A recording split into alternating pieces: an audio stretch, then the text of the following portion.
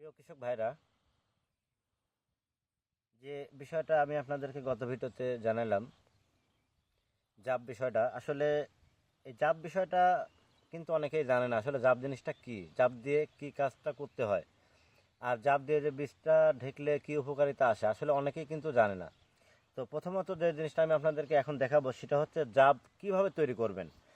জাব তৈরি করতে আপনার কি কি উপকরণ লাগবে। তো এই যে দেখেন, প্রথমত উপরে আপনারা দেখতেছেন এটা কিন্তু মাটির গুঁড়া ধুলার মতো দেখছেন। এর নিচে কিন্তু আছে, এই যে দেখেন, এর নিচে কিন্তু আছে ছাই। প্রথমত এই দুইটা উপকরণ কিন্তু আপনাকে অবশ্যই দিতে হবে। জাব তৈরির ক্ষেত্রে এই দুইটা জিনিস আপনাকে অবশ্যই দিতে হবে। তো ভিউয়ার্স, আরেকটা জিনিস আমি আপনাদেরকে বলি, সেটা হচ্ছে এই জাবটা কিন্তু আপনার জৈব সার দিয়েও করতে পারেন, জৈব সার দিয়েও ভালো হবে। তবে আমি সেক্ষেত্রে বেছে নিয়েছি আপনার ছাইয়ের উপকরণটা আর মাটিটা, ফ্রেশ মাটিটা। তো এই দুটো জিনিস কিন্তু আপনার মেন উপকরণ, যেটা দিয়ে আপনার জাবটা সুন্দরভাবে তৈরি করতে পারবেন। তো এর মধ্যে আরেকটা কি জিনিস দিতে হবে, সেটা হচ্ছে আপনার দানাদার কীটনাশকটা দিতে হবে। যেহেতু আপনার এই ক্ষীরের বীজটা কিন্তু মিষ্টি, এই বীজটা কিন্তু আপনার পিঁপড়া, এই ধরনের পোকামাকড় কিন্তু আক্রমণটা বেশি করে। সেক্ষেত্রে এই জাবের মধ্যে কিন্তু আপনাকে অবশ্যই কীটনাশক এই দানাদার বীজটা ব্যবহার করতে হবে। কতটুকুন ব্যবহার করবেন, আপনি পরিমাণ মতো এই জাবের মধ্যে ব্যবহার করতে হবে, যাতে জাবটা অনেক সুন্দর হয়, পোকামাকড় যাতে এই জাবের মধ্যে না ঢুকতে পারে, সেইভাবে আপনাকে এই বীজটা দিতে হবে। এই যে দেখেন, আমি এতটুকুন বিষ এই জাবের মধ্যে দিয়ে দিলাম। আর দেওয়া আমি মনে করতেছি যে আর প্রয়োজন নেই, কেননা অনেক দিয়ে ফেলছি। এই যে দেখেন, এইভাবে এখন আপনি জাবটা তৈরি করতে হবে। তাহলে অবশ্যই ভিউয়ার্স, আপনারা খেয়াল করেছেন যে জাবটা তৈরি করতে আপনাদের কী কী উপকরণটা লাগবে। প্রথমত লাগবে ছাই, দ্বিতীয়ত মাটি, তারপরে হচ্ছে কীটনাশক, দানাদার বিষ। কীটনাশকের উপকারিতা অবশ্যই যারা কৃষি আবাদ করেন তারা কিন্তু জানেন যে কীটনাশকের যে উপকারিতা সেটা কিন্তু আসলে অন্য কোনো বিষয়ে কিন্তু হবে। কীটনাশক কিন্তু অনেক দামিটা আছে, তবে এই দানাদারটা অনেক ভালো কাজ করে। এই যে দেখেন, জাবটা এইভাবে তৈরি করতে হয়।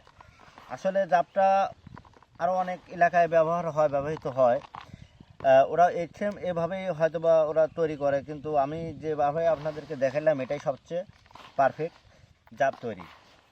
এই যে দেখেন, আমার কিন্তু এখন জাবটা প্রস্তুত অলরেডি হয়ে গেল। তাহলে এখন এই জাবটা আপনার বীজের ওপর কীভাবে রাখবেন, কী পরিমাণ আপনার বীজের ওপর এই জাবটা রাখতে হবে। বীজের ওপর জাবটা যখন রাখবেন, আপনার একটা জিনিস খেয়াল রাখতে হবে যে এই জাবটা ভেদ করে যেন বীজের যে চারা গাছটা বাইরে হবে সেটা যেন উঠতে পারে। কারণ অনেক সময় মাটির চাপে কিন্তু বীজের যে ডগাটা বাইর হয়, যে চারাটা বাইর হয়, সেটা কিন্তু মাটির নিচেই কিন্তু জড়সড় হয়ে থাকে, উপরে উঠতে পারে না। সেক্ষেত্রে কিন্তু আমরা এই জাবটাকে বেছে নিছি। এই জাবটাকে অবশ্যই কিন্তু মানসম্মত হতে হবে।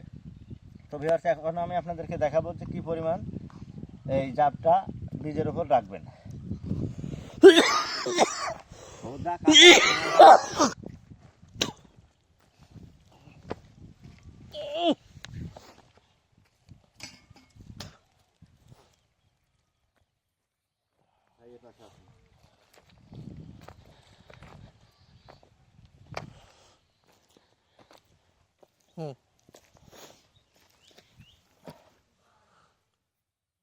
রেডি। তাহলে অবশ্যই আপনারা এই ওয়েট এবার কান। তো ভিউয়ার্স, আমার চাষাবাদ আর এই জাব প্রক্রিয়াটা যদি আপনাদের ভালো লাগে তাহলে অবশ্যই আমার এই জাব প্রক্রিয়াটা আপনারা ফলো করেন, আপনারা ব্যবহার করেন। দেখবেন যে জাব প্রক্রিয়ার যে উপকরণগুলো আছে অবশ্যই আপনারা ব্যবহার করেন। জাব ব্যবহার করলে অনেক সময় সুবিধা পাওয়া যায়। কী কী সুবিধা আছে আমি আপনাদেরকে দেখাইছি। তো এভাবে জাবটা আপনারা ব্যবহার করেন। আর আমার চাষাবাদগুলো যদি আপনাদের ভালো লাগে তাহলে অবশ্যই আমার ভিডিওগুলো দেখেন, কারণ ভিডিওর মধ্যে কিন্তু জানার অনেক কিছুই আছে। আর আপনারা যখন জানবেন তখন আমি নিজে একটু উপকৃত হব। আমারও জানার অনেক কিছুই আছে। আপনারা কমেন্ট বক্সে আমাকে জানান। আপনাদের যদি জানার কিছু থাকে অবশ্যই আমাকে জানাবেন। আমার ভুল ত্রুটি থাকলেও আপনারা আমাকে জানাবেন। আশা করি আমার ভিডিওগুলো আপনাদের ভালো লাগে, শিক্ষার কাজে আসে। আর আমার ফেসবুক পেজ আছে আসুন কৃষি শিখি, সেটাতে একটা ফলো দিয়ে রাখুন।